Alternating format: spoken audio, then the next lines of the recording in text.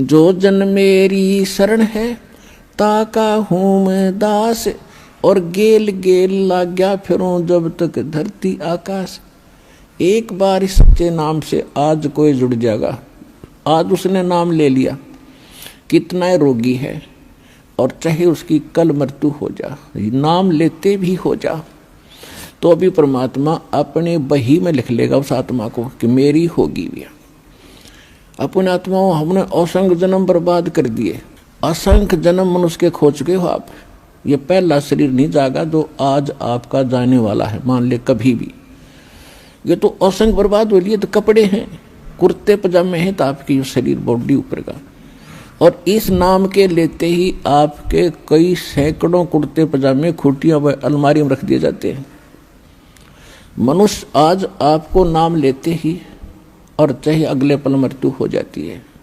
वैसे तो ऐसा नहीं होगा, जो सच्चे दिल से आते हैं उनको राहत मिलती है, उनका मनुष्य जीवन एक्सटेंड होता है, आयु भी बढ़ाता है परमात्मा। एक उदाहरण के लिए कहते हैं कि जो अविश्वास रूप में भी आके नाम ले लिया, अब देखेंगे किसी के कहने से आते हैं रोगी बहुत से, तो कि देख लेते हैं एक बार चल के, तो वो उनको भगवान वैसे उसको एक्सटेंड नहीं करेगा। उनका पता है कि इसको मैंने जीवन भी दे दिया, यू आगे फिर वो बकवाद करेगा।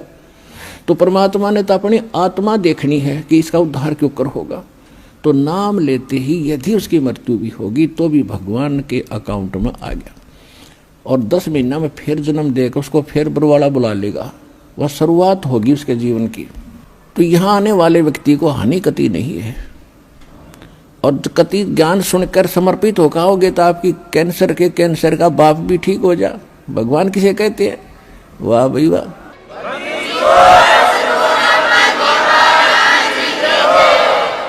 यहाँ पर कम से कम लाखों भक्तों के कैंसर तक के रोग ठीक हो चुके, जिन्होंने समर्पित भाव से परमात्मा पर विश्वास करके नाम लिया और मर्यादा निभाई। क्योंकि दुखी आदमी मर्यादा खूब निभाता है, सुखी तक गड़बड़ कर देता है, समाज को गणा देखे, उसने तो अपनी जान दिखाई देती है, तो उस पर जल्दी राजी हो है भगवान, जल्दी प्रसन्न होता है, उसका जीवन भी बढ़ावेगा और उसको रोग से मुक्त भी करेगा। लेकिन करेगा अपने हिसाब से, उसकी नीत देख के कि आगे कहीं और गड़बड़ ना कर देयो। तो कहने का भाव है, जो प्रसंग हमारा उसी पढ़ाते हैं। तो परमात्मा से जो हम मांगते हैं वो यही मांगनी चाहिए कि साईं इतना दीजिए जा मैं कुटुंब सुमावे, हम भी भूखे ना रहें और अतिथि न भूखा जावे। तो यहाँ आने वाले भक्त को लगभग 80% व्यक्ति जो हैं ये दुखी आते हैं, और उनके लिए वो दुख एक वरदान बनेगा, एक वरदान सिद्ध होगा उसके लिए। तो आपके लिए प्रार्थना है कि परमात्मा पर विश्वास रखना और कुछ समय देना भगवान को। आज जो प्रसंग चल रहा है कि सतयुग में आपने लाख वर्ष का जीवन भी प्राप्त हुआ, और वो भी थोड़ा लग गया, मरने लगे जब न सोची और भी भगवान थोड़ा सा समय दे दे। त्रेता में हजारों वर्ष का रहा, द्वापर में भी 800-900 वर्ष तक जीवन रहा है जीव का, और कलयुग में अब 60-70-80 वर्ष हम मुश्किल से जी पाते हैं, 90 वर्ष हद कोई पकड़े मुश्किल से। अरे इसको थोड़ा मानना है कोई बड़ी बात नहीं, हमने लाख वर्ष का भी जीवन थोड़ा माना और वो भी अंत हुआ।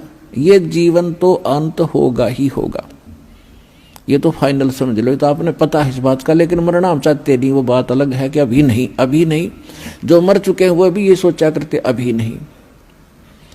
कति स्वस्थ व्यक्ति और खूब फैक्ट्री लाग रही, लाखों करोड़ों अरबों रुपए की कमी नहीं, अपने ही हेलीकॉप्टर से मृत्यु को प्राप्त हो गया एक्सीडेंट होने से, और अब क्या बनेगा? गधा बन के घूम रहा होगा। मृत्यु वो भी गया, या मृत्यु कोई अचंभा नहीं है, ये तो यूनिवर्सल ट्रूथ है।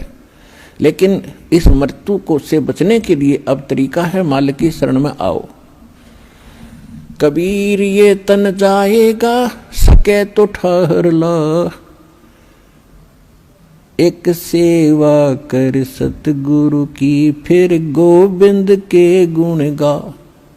कबीर साहब कहते हैं ये मनुष्य जीवन तो सबका जाना है, और समय पर जाओगा, जितना आपको प्राप्त है उससे अधिक नहीं मिलेगा। एक प्रियव्रत नाम का राजा था, उसने 11 अरब वर्ष तक तप किया और 11 अरब वर्ष तक उसको राज्य मिल गया। तप से राज्य प्राप्त होता है। अब 11 वर्ष अरब राज्य करके जब वो मरण लगा, 11 अरब वर्ष तक राज भोग के इतने ठाठ माना हम तो राजा के। मरते समय जब यम के दूत उसको लेने आए तब उसने एक का प्रार्थना की कि मुझे कुछ श्वास और दे दो।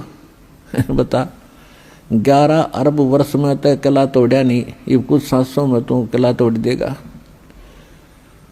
यम के दूत कहने लगे खबरदार, तेरे ताई एक भी सांस लेने का आदेश नहीं है, और टीटी भी पकड़ कर घसीट ले गए उस राजा को।